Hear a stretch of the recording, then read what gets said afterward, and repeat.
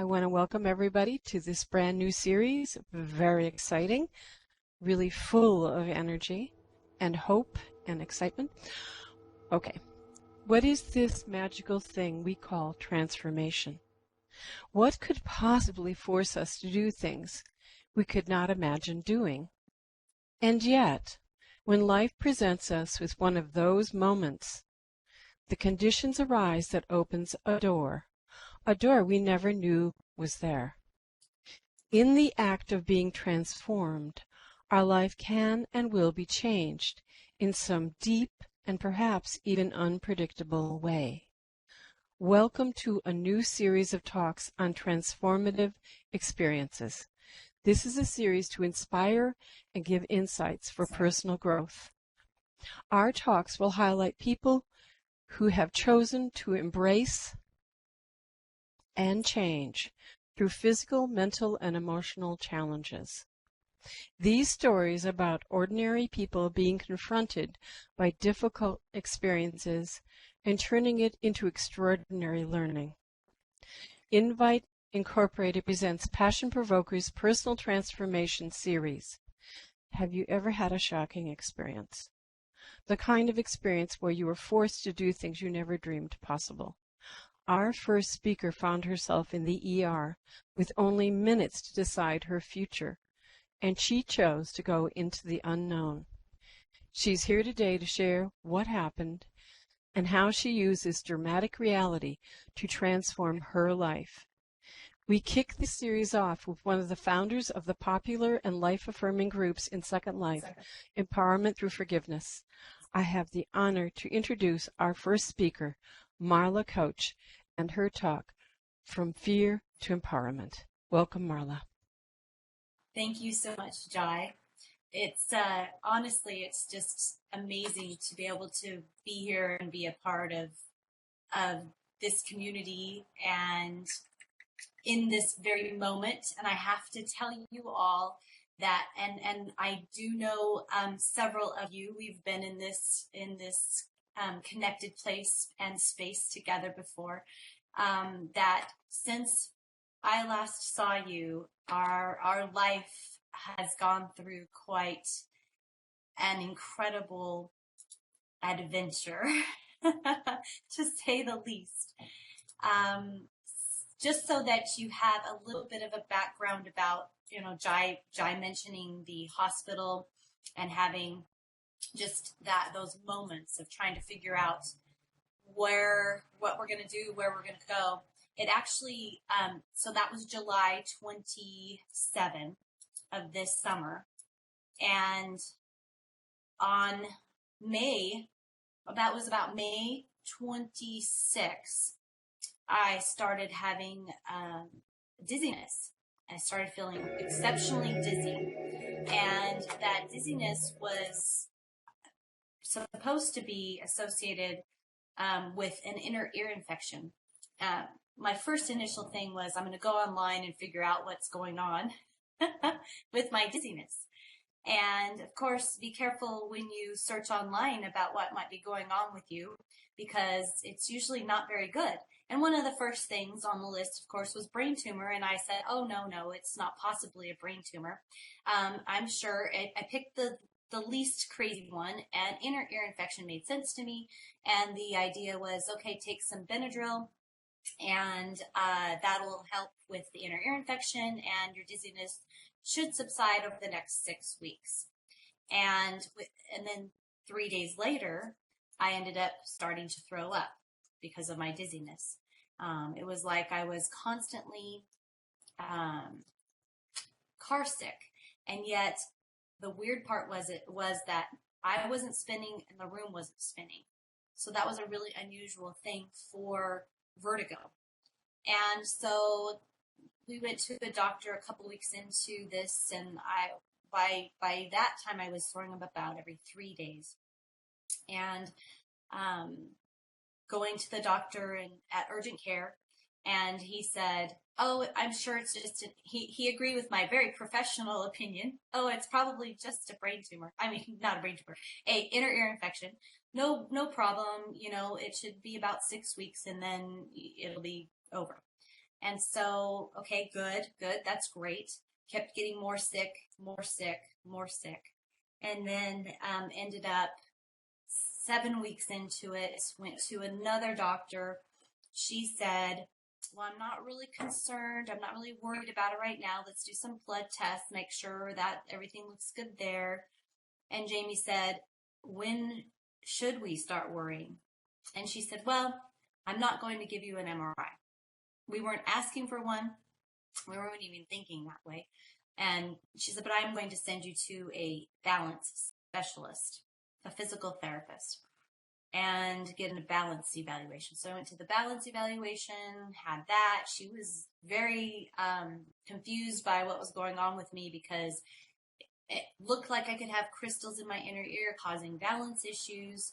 And so she gave me the test for that, and it didn't. I was the epitome all along the way. I've been the epitome of health. Otherwise, everything else looked great, and so she couldn't figure it out. She said, "Well, let's set up appointments, and maybe we can, push through this." Went to a chiropractor. Chiropractor said the same thing. Let's do these 3 months of treatment and get your neck in order. We're sure that's what's causing the pressure. I mean, all these things. I tried everything. We tried everything. And even essential oils here. These are the essential oils you need to buy. I spent a lot of money on essential oils for my balance issues. And so it was quite, one day at a time. By the end, before I went to the emergency room, I was throwing up every day, and I was starting to have some memory stuff that during the time I wasn't as aware of as I am today looking back on it. So it was finally July 27, and I just told Jamie, I can't do this anymore. I feel horrible, and I'm not getting any better. Let's just go to the ER. So he took me to the ER. They immediately, within 2 minutes, they got me into the inner sanctum where they were checking me out, making sure everything was going on. And then they immediately sent me to MRI. And this part of the story I don't really remember because of anesthesia does that to you. So for the next day, I was kind of in this, I have foggy memories of certain things, but I guess that I came into the room and they immediately checked me into the hospital. I went into the room and I told Jamie, I have a mass on my brain. And we had just a few moments to be in shock and cry together. And then my doctor came in, and he was very confident that I did have a 2-inch brain tumor in my brain. He was confident that it was a cyst, a 2-centimeter cyst that had leaked fluid and had turned into a 2-inch pocket in my brain, tumor. And so he said, brain surgery, it will be a fairly simple, funny when you put simple and brain surgery in the same sentence. It should be a fairly simple brain surgery. It's near the skull and the surface of the brain, and I should be able to go in there and get it out, and Marla won't have any major ill effects from it. So that was very hopeful, and it ended up that I had to wait 24 hours for the surgery, and the pressure was getting higher and higher and higher, and the nurses, I was getting more nauseous, and so the nurses were trying to manage my nausea and not throw up. They didn't want me to throw up because of a possible bursting of the tumor. So that period of time, I know there was a lot of probably fear and anxiety during that time. I don't remember it, but I can feel it in my heart. And I remember, so I have heart memory about that, even though I don't have memory about that. And Jamie's told me a few things along the way, like the thing about you have a mass in your brain, and me telling him that. And I could feel it in my heart that I had told him that, and that it was a very scary time, and my heart felt, when he told me that story, my heart felt it, and I started to cry because the intensity of that was so high. And it ended up, everything went amazingly well. My surgery was 45 minutes. I remember coming out of the anesthesia about midnight on Thursday night. And I remember feeling really aware and better, already feeling better. And my night nurse was amazed at how well I was doing at that moment and throughout the night. And she kept checking on me about every half hour. And then the next day, all the doctors and the nurses, they all were amazed by my recovery. I was actually only in the hospital for 3 days, which was kind of unheard of for brain surgery. So when they released me to go home, it was such a relief to be home. And it was so, Jamie was so amazing. He had been taking care of me for 10 weeks. And when I got home, he just, kept taking care of me so well. And I felt so loved by that, and just so grateful to be home. And I felt so much better. I was still dizzy, but that dizziness only lasted for a couple more days, and then I started having my balance again, which felt incredibly miraculous to me. And so when I got the call that I was going to have another MRI, I had 2, one in the emergency room, which I don't remember that one, but I'm sure I had a lot of anxiety because I am extremely claustrophobic. And I had a second MRI in the hospital, and I remember that one, and I remember how anxious I was feeling. And there were a couple times that I almost had panic attacks and wanted to push the button for them to let me out, but I breathed through it. And so when they called me and said, we have another MRI scheduled for you to do the follow-up on your brain, at that moment, my body went into this panic attack, and I thought, I can't do this. I almost cried. I can't do this. I can't do any more. I can't have any more poking and prodding, and I can't go back into that MRI tube again. This is too much. And I remember even saying to Jamie, wow, I have to have another MRI, and I'm really scared. And he's like, you're going to be fine. You already had 2. You're going to be doing okay. And at that moment, I wanted to be like, you don't understand. This is really scary for me. But he was being encouraging, and it was hard for me to feel the encouragement with that. And so I had a week before my MRI, and I decided, and this is going to sound a little funny to those of you who don't know about our forgiveness process, and even to those of you who have done our forgiveness process with us, and I decided to write some letters to the fear as it relates to claustrophobia. And so I wrote a letter to my fear and my claustrophobia, and it went kind of like this. Dear claustrophobia, what I miss about you is nothing.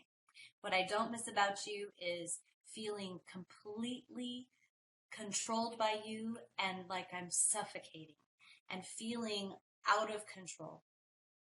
And when I am feeling claustrophobic, when I feel you, I feel anxious, I feel afraid, and I feel extremely frustrated because, this is me and I should be able to control this, how I feel. This is ridiculous. Claustrophobia is all in my head. I choose to forgive you now.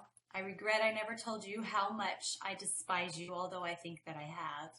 And I appreciate when you are not present in my life. Sincerely, Marla. And the letter back, which is the awesome sauce for my subconscious, my unconscious brain, to help the loop not feel so loose and crazy and seeking that fear and anxiety. I'll talk a little bit more about that after this. But the letter back is, Dear Marla, the letter is to me from claustrophobia. I'm so sorry for causing you anxiety and fear. It was wrong because I don't need to exist in your life. If I could have, I wouldn't have started taking over your life when you were a young child. I will not do it again. Thank you for forgiving me, claustrophobia. And as soon as I read that to Jamie, I felt relief. I read both letters to him. I felt so much relief. A little bit of anxiety still, but so much relief. And then we burned it. And it was like, okay, I can release this. It doesn't have to control me anymore. And it seems like such a small thing, going into a tube, that they can get me out of at any moment. There's no need to be afraid. Logically, it makes no sense. But because as a child, and what Jamie and I know and what we teach our clients is that the things in our childhood, there are many things that in our childhood that affect our adulthood. And with claustrophobia, my brother, who's 6.5 years older than me, he thought it was just playing, that I liked it because I would come out for more because I was his little baby sister. My brother would stuff me into closets, into cupboards, and not let me out. He would put me in a sleeping bag and tie the end of it and jump on me and not let me out. He would push me under the water in the pool and wait till I stopped struggling and then let me back up. And I can see where he's coming from, that he thought it was just playing, because I would always be the happy, oh, ha, ha, ha, that's so funny. But inside I was dying, and I was so afraid, and so small and closed spaces since that time have always been very scary for me. Going into caves, anywhere that's smaller than, that I have to kind of shimmy through.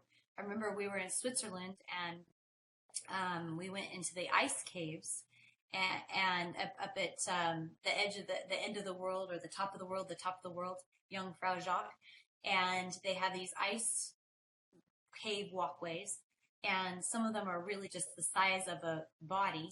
And I remember going into one, and there were people ahead of me and people behind me. It was our girls behind me. And I remember just having this major panic attack and just turning around and saying, let me out, girls, I have to get out. And then I got out, and then I could breathe again. And all this in my head, it didn't make sense to me why I was so afraid. But I know that we are paralyzed by things that are in our unconscious that don't make sense to us, things that create shame for us, or create feelings of being out of control. These things control us without even being aware of it. And so with writing the letters, somehow I released something in my heart. I was able to just say, you know what? I can be in control of this. I don't have to allow claustrophobia to rule my life anymore. And it's not like I had very many instances of going into small spaces. So it wasn't like I had to be faced with it very often. But with the MRI, I was faced with it. I had to come face to face with my fear and decide that I was going to be okay. This wasn't going to kill me. Hey, this brain tumor didn't kill me, so this certainly wasn't going to get the best of me. And so I with a little help from a little bit of anxiety medication, I went into that MRI, and I was able to, it was a 45-minute MRI. I was able to relax into it, and I didn't have those moments of intense panic thinking, I need to get out of here right now. And I was so happy when I came out of that. And then I got a call a few weeks later that said, now we need to do a spine MRI to make sure there aren't any cysts hiding in your spine somewhere. And so I had a moment of, oh, crap.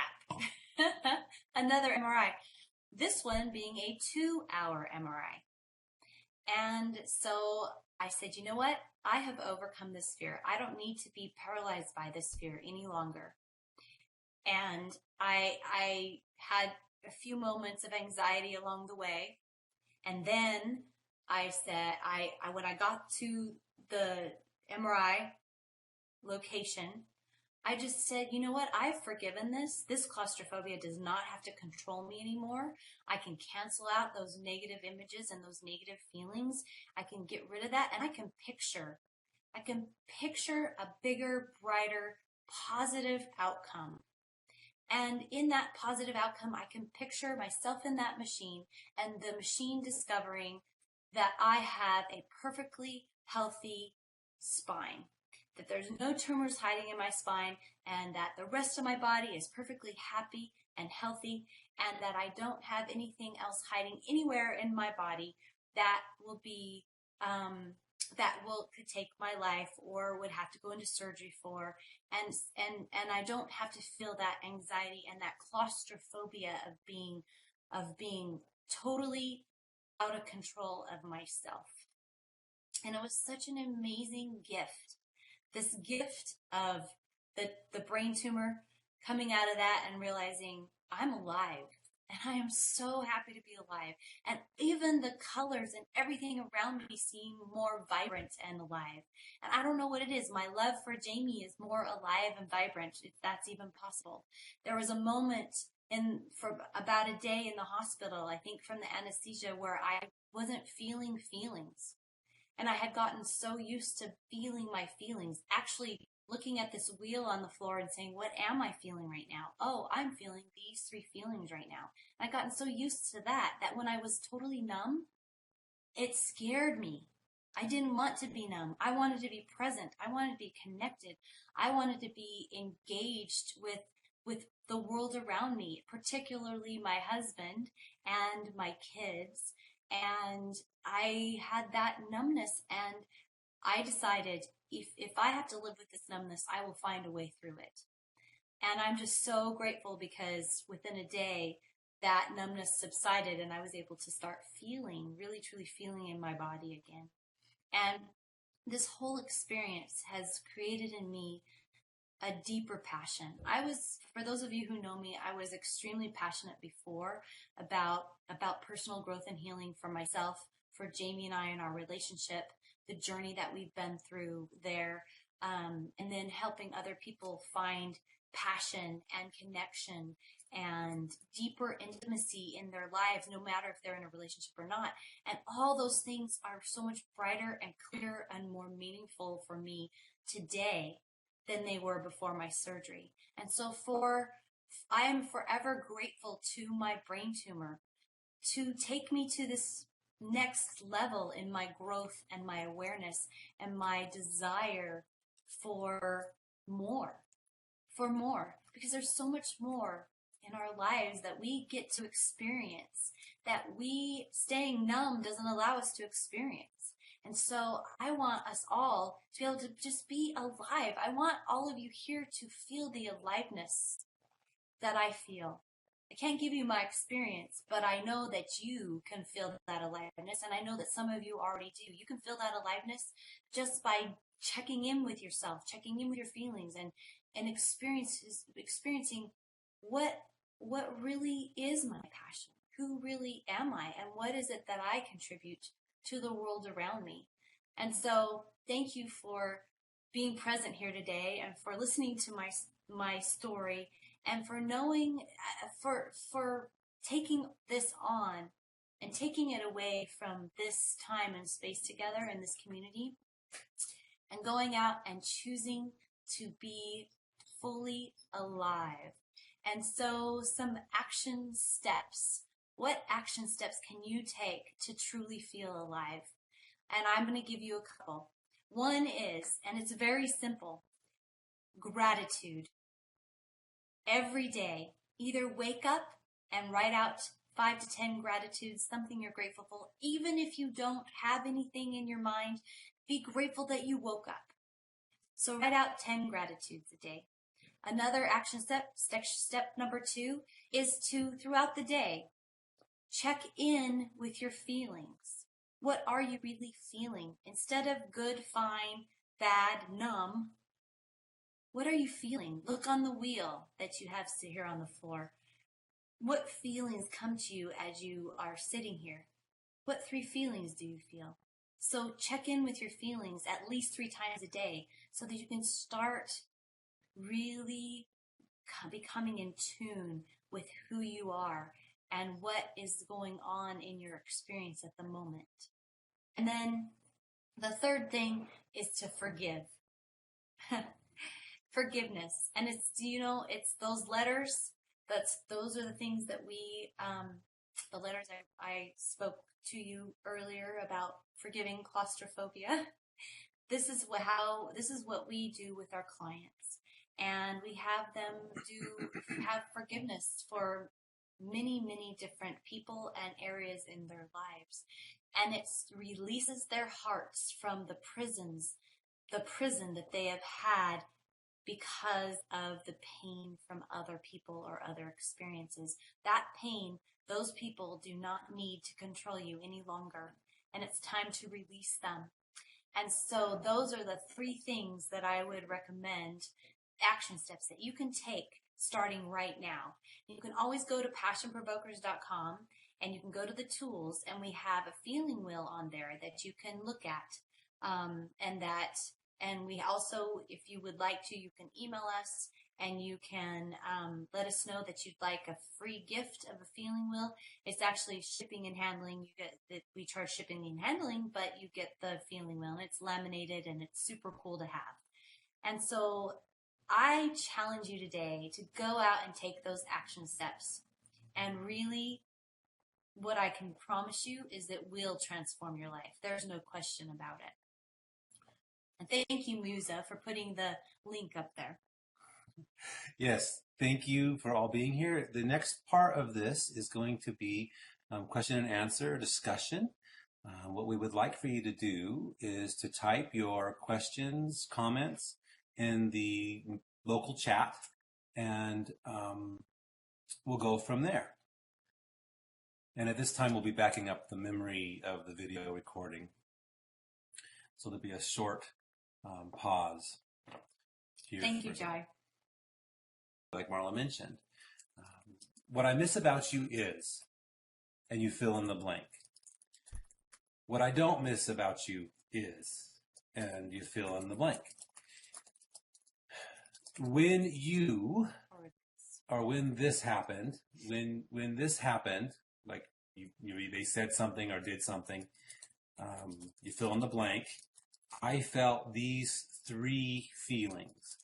And so you pick 3 feelings off the wheel or somewhere close. This wheel is not a complete list by any means. At this point, I'd also mention that we have an app in the iTunes store. Feeling Wheel is an app, and you can download it onto your iPhone. We don't have it for Android yet. My apologies. It's been the hardest thing in the world to get that thing done.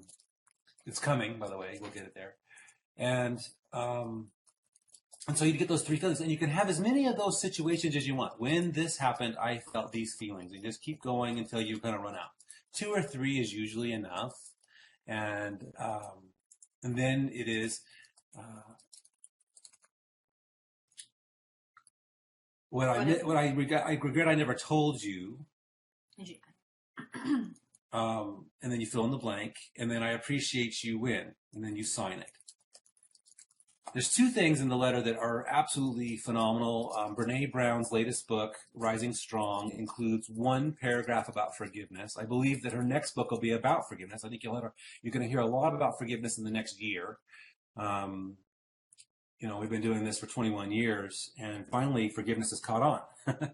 And so, but the magic sauce for our process, the thing that we kind of didn't tell people about until more recently, we decided, okay, forget it, we're just going to tell everybody, is the letter back.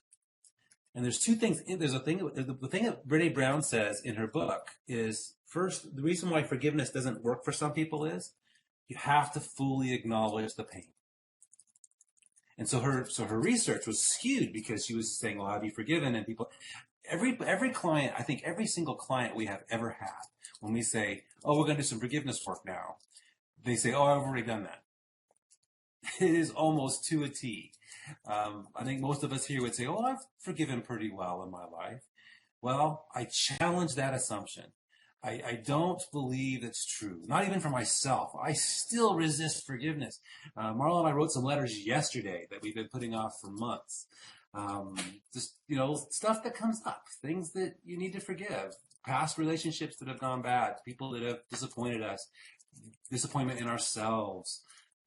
There's all kinds of things you can write forgiveness letters to. And I'll tell you, when you're hanging on to something, sometimes you don't even know it. We call it the blind spots. And so when you write this letter back, and this is the magic sauce, is the letter back, from the person or situation. And by the way, we don't mail these letters. We never share these letters with anybody except for those you trust the very most. Okay? This is not to be mailed. This is not to be shared with the people that you're writing them to until you are really, really certain that you want to do it. Okay?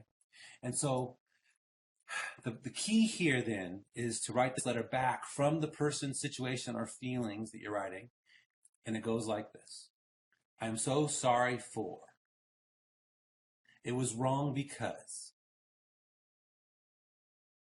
I'm not sure which order Marla put it in. I always say it in. If I could have, I would have done X to make it right. And I will not do it again. Thank you for forgiving me. I am so proud of for men, we say, a man of strength and integrity and humility that you are. And for women, we say, the woman of beauty and intuition. Now, whichever one you identify with is fine with us. We're not picky about that. We just started doing it that way, and it seems to fit for most people. And you can use any of the things that you need to hear that they are proud of you for. That's right. And so, we feel it is inclusive. It is, we think that the character of those four things kind of make up humanity. And so, and then you just close it from them to you. And so you write these letters, and then you read them out loud, hopefully to a trusted friend. Another person seems to make a big difference in the reading out loud. It's truly powerful stuff. Because we found it with our clients. We've done, I figure about 2,500 people to this point have done letters with us. And sometimes about half, it's funny because about half the time people come in with their letter and they say, oh, you know what, this is no big deal. I wrote this letter, I thought it would be hard, or I thought it would be easy, and it was, or whatever. And I say, okay, let's read it out loud. And they say, okay, and they read it out loud, and all of a sudden now the tears come. Or the other half of the clients, it's when they wrote the letter, they say, wow, this letter really blew my mind. I cry, and it was hard for me. And then they read it out loud, and it's not that big of a deal when they read it out loud. But one of those two things often catches that painful place to let it be fully felt and expressed. And then the letter back seems to close a loop in our brain. Our amygdalas are always looking for the dangerous situation, fight, flight, or freeze. And it's actually our hearts, by the way. We know that it's our heart. By heartmath.org, we know that our hearts tell the amygdala when to fire, fight, flight, or freeze. And we've covered that in some of our previous presentations. But those letters are so phenomenal that it just changes your outlook. It perks. It takes a couple of days. You write the letter, you wait a day, you read it out loud. We ask that you burn it. That's a good way to go, unless you're a pyromaniac, and then we ask that you shred it or flush it or whatever works for you. And so those are really powerful. And in that format in the nearby chat right now is a phenomenal format, and it is the most powerful format that we've been able to figure out in the last 21 years. Okay, so now questions, comments, feedback. Overcoming fear. Is there a fear in your life that you would like to ask about, or someone else's life? Maybe you have a friend that has a fear. Anything that anybody wants to share at this moment. And if we can type it in, and we'll need to read it out loud one way or the other so that the video recording will have it. So for this discussion here. It can be a little hard to get people to ask questions. You're always welcome to ask questions about my brain tumor situation too.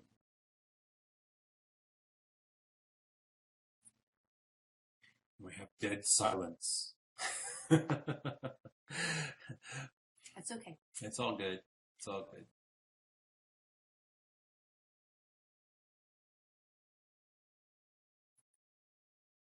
Well, if there aren't questions, we do have a couple of things. Anybody is, okay, good. We have a couple of things coming up.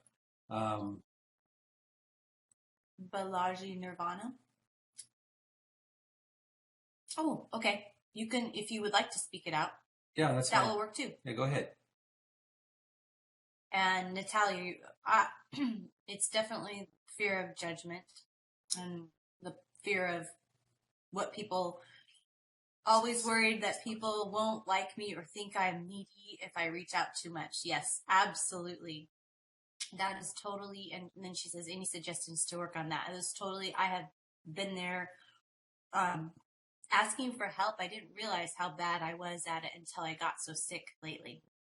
I thought I was pretty good at it. But I had that fear too of being vulnerable enough to ask for help, and worried about people not liking me. That's been, all right. So I put that for me in the category of approval addiction. I was so worried about what other people would think about me that I lost sight of me. And so suggestions to work on that would be, those action steps we talked about today for sure, but also that introspection of what do you get out of their approval? What is the thing that, does it help you feel good? It's so interesting because what I decided was that my approval addiction, my desire to be, I was a great perfectionist and because of that fear of how I would be looked at and a codependent, which is just a big word for being an approval addict and for doing things for others or thinking more about other people than myself because they feel good about it, which makes me feel good about it. So it's really, I was really being somewhat narcissistic because if it made me feel good, if they felt good. And that was the wrong way around. I needed to feel good about me and my value and my worth no matter what they thought.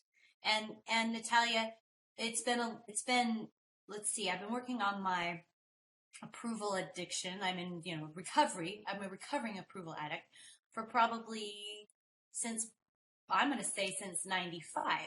And it gets better all the time. I get less and less afraid about what other people are going to think about me. And in sharing our story, sharing my story, sharing my fears, sharing my issues, it gets easier and easier to do that because I don't have shame attached to those things any longer. I remember doing a presentation and talking about my control issues and, all the things that needing to be in control, the things around me, how deeply they had affected my relationships with other people as well as my relationship to myself. And then after my presentation, it was probably a couple weeks after that, there was a person that I thought was a good friend of mine. I said something and she said, "Oh, is that because of your control issues?" And it crushed me because I wasn't ready for that. I wasn't ready for people to use my issues against me when I was being authentic and vulnerable in the first place. I thought being surrounded by people that loved me, at least I thought that they did, that it would be safe. And so one important thing about the healing process for this, Natalia, is to be able to share your things, be vulnerable in places where you feel safe.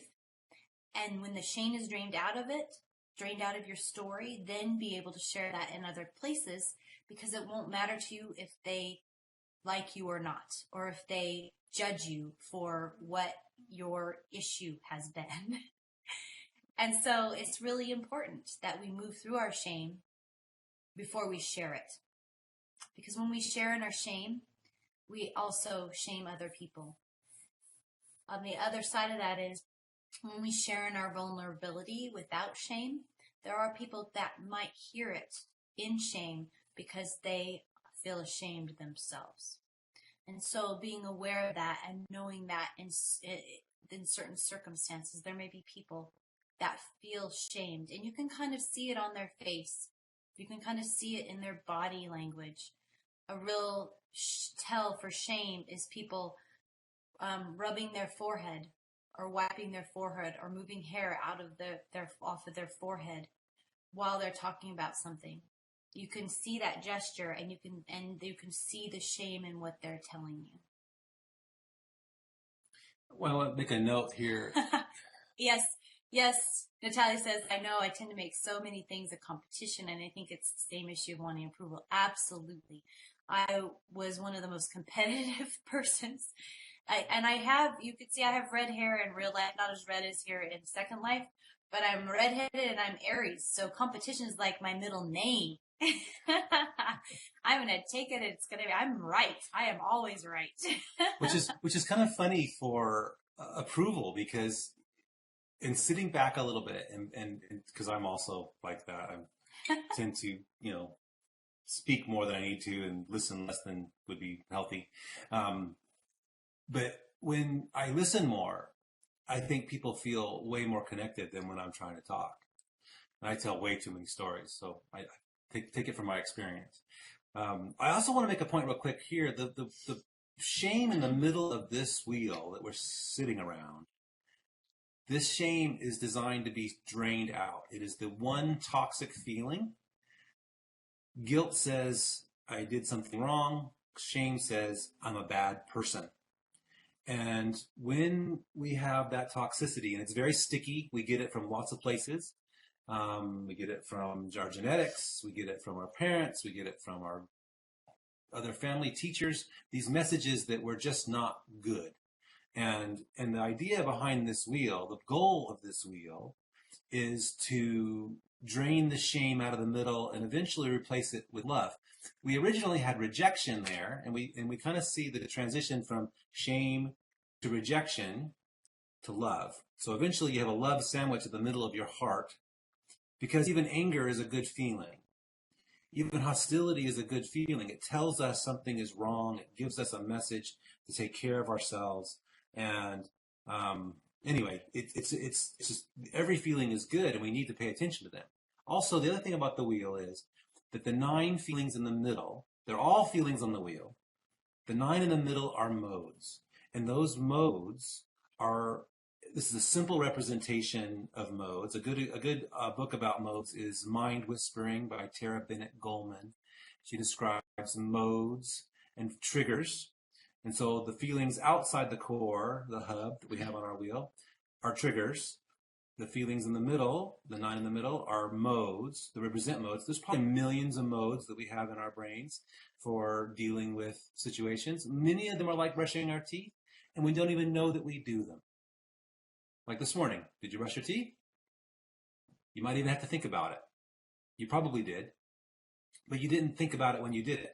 And that's the same way we react emotionally or competitively, like Natalia and Marla so humbly admitted in their own lives, right? Making it a competition is a mode that we get into, and we don't even realize that we're there until we're screaming it and during Pictionary, like, why can't you get it? So, draining the shame is the primary goal of this wheel, being more aware of what's happening now, the present moment. Oh, and also I wanted to mention that if any of you are part of groups that would like to have a presentation like this, Invite Inc. is launching. We're going to be here again in Creation Spark next Tuesday at 10 a.m. again. Jade is going to give her story about finding love and being at peace with herself. She couldn't make it today, otherwise I'd have her share a little bit about that. But next week at 10 a.m. we're going to do another presentation like this, where we have an introduction and a presentation and a discussion afterwards. So at this point, any last questions?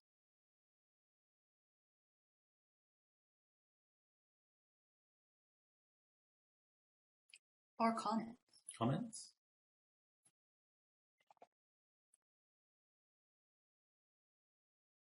Well, I thank you for joining us. Yes, there is a fear of asking questions. Yeah, another book we like is The Gifts of Imperfection by Brene Brown. Very useful tools in this aspect of the discussion. Yes, it's a fantastic book. I would strongly recommend it. We're real fans of. And Rising Strong. Rising Strong. Actually, Rising Strong is a parallel book to our process that we've been doing for 16 years. It basically covered a lot of the same ground that we cover in our coaching process. We're thrilled to have it out there because this information needs to get to more people. Wednesdays, let's see. Wednesday, someone mentioned Wednesday being better day. The reason we're doing Tuesday is because Jave can't make it on Wednesday. So that was the reason we chose that. And we do have a recording of this. We're going to try to get posted.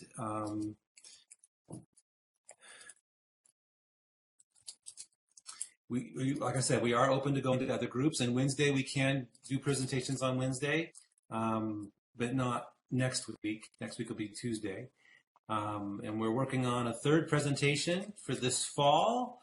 I won't say anything about it yet because I'm not certain, but we are in discussions with someone who has been in a cult and got out of it. And I thought that was a really cool topic. So yes, for this we'll close. Why don't you all join us in the middle of the wheel? Let's all try to stand on love and we'll kind of have a giant group hug. You guys want to try that?